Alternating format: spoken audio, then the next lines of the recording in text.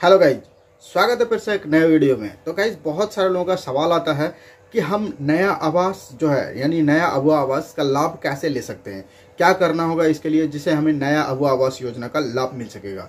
तो गाइज चलिए इस वीडियो में मैं आपको पूरा डिटेल से बताऊंगा।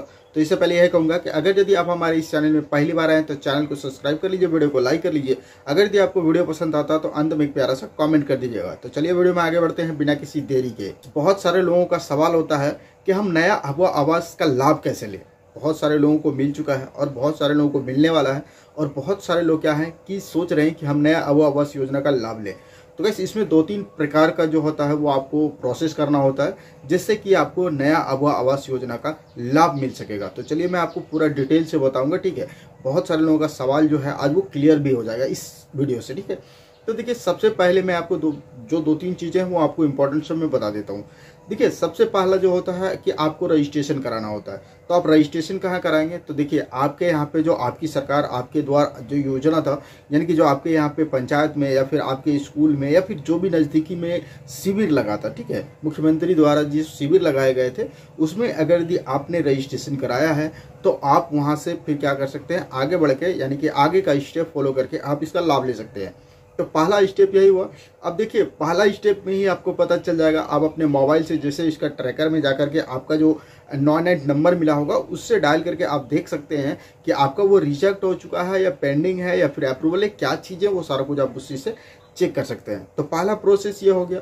अब देखिए दूसरा प्रोसेस क्या होता है कि दूसरा प्रोसेस जो होता है आपके गाँव में आपकी जो आम सभा का जब बैठक होता है उसमें आपका लिस्ट में नाम होना चाहिए, क्योंकि लोग इस चीज़ को काफ़ी ज़्यादा ध्यान देते हैं कि जब वो हमारे आम सभा बैठक में ही नहीं आए, उनको फुर्सत ही नहीं है, वो और भी कामों में हैं, उनके पास पहले से ही आवास है, वो गरीब ही नहीं है, इस तरह का बहुत सारे उससे सवाल जवाब निकलता है। तो आप अगर यदि अपने आम सभा की बैठक में अगर यदि आपने नाम चढ़वाया तो वहाँ से आपका फिर क्या होगा कि ये चीज़ जो संभावना है बढ़ जाता है आपकी आवास लेने का, ठीक है। देखिए ये दोनों काम कर दिए। अगर यहाँ तक आपने सही बिल्कुल से कर दिया, इससे उसके बाद आपको क्या करना होता है कि अपने मुखिया, अपने वार्ड, अपने पंचायत सचिव, इन सबों से क्या करना होता है, थोड़ा सा अच्छा संबंध बना के रखना होता है। अच्छा संबंध का मतलब क्या होता है कि अगर आपको उसने कुछ एक स्टेप फॉलो करने कह दिया और आपने एडवांस बन करके उनको बता दिया कि ये तो मुझे पहले से ही आता है, तो थोड़ा सा वहाँ पे दिक्कत हो जाता है। इसलिए आप क्या करें, इस चीज़ का संबंध अच्छे से बना के रखें और इस चीज़ों पे काफ़ी ज़्यादा अच्छे से बेटर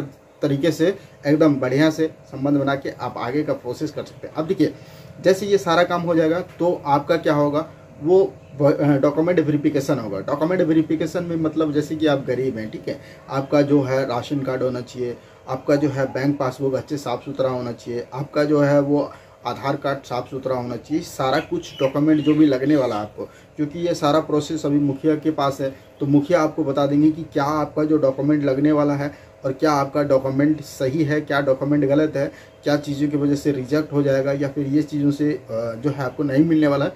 तो वो सारा कुछ आपको प्रोसेस आपके मुखिया जी बता देंगे।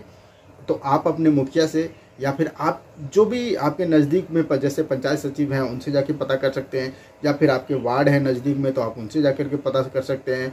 जो भी आपके नज़दीकी में आप उनसे जाकर के इस विषय में पता कर लीजिएगा।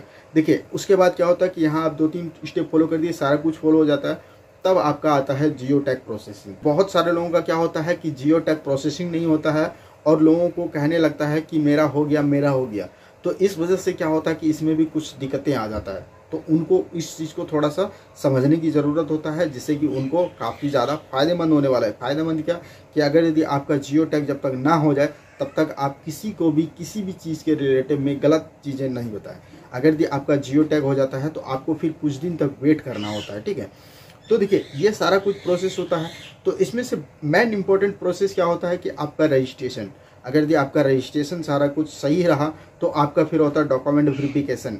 अगर यदि आपका सारे कागजात सही रहते हैं तो फिर वहाँ से क्या होते हैं आपका जियो टैगिंग, ठीक है। अगर वहाँ से सारा कुछ हो जाने के बाद आपका जो तीसरा स्टेप होता है वो जियो टैग होता है, और जियो टैग होने के बाद ही आपको कुछ दिन वेट करना होता है, उसके बाद आपके बैंक अकाउंट में डेबिट हो जाता है। तो आपको मैंने पिछले वीडियो में भी बताया है कि पहला इंस्टॉलमेंट कितना आता है, दूसरा इंस्टॉलमेंट कितना आता है, तीसरा इंस्टॉलमेंट कितना आता है, चौथा इंस्टॉलमेंट कितना आता है। वो सारा इंस्टॉलमेंट बाय इंस्टॉलमेंट में पैसे आपका आना स्टार्ट हो जाता है। तो अबुआ आवास का लाभ लेने के लिए सबसे मुख्य बातें हैं आपका पंचायत में जो है आम सभा बैठक उसमें नाम होना, दूसरा आपका सारे कागजात सही होना, तीसरा आपका जियो टैग होना, जब तक ये तीनों प्रोसेस नहीं होगा तब तक आपको अबुआ आवास योजना का लाभ नहीं मिलने वाला है। तो गाइस आप इस वीडियो से समझ गए कि आपको नया अबुआ आवास लेने के लिए क्या करना होगा। ठीक है, तो उम्मीद करते हैं कि ये वीडियो आपको पसंद आया होगा। अगर यदि आपको ये वीडियो पसंद आया तो वीडियो को लाइक कीजिए, चैनल को सब्सक्राइब कीजिए, अपने दोस्तों में दबा के शेयर कीजिए। मिलते हैं फिर इसी तरह को कोई एक नए इन्फॉर्मेटिव वीडियो में। तब तक के लिए आपको जय हिंद, जय भारत, आपका दिन शुभ हो।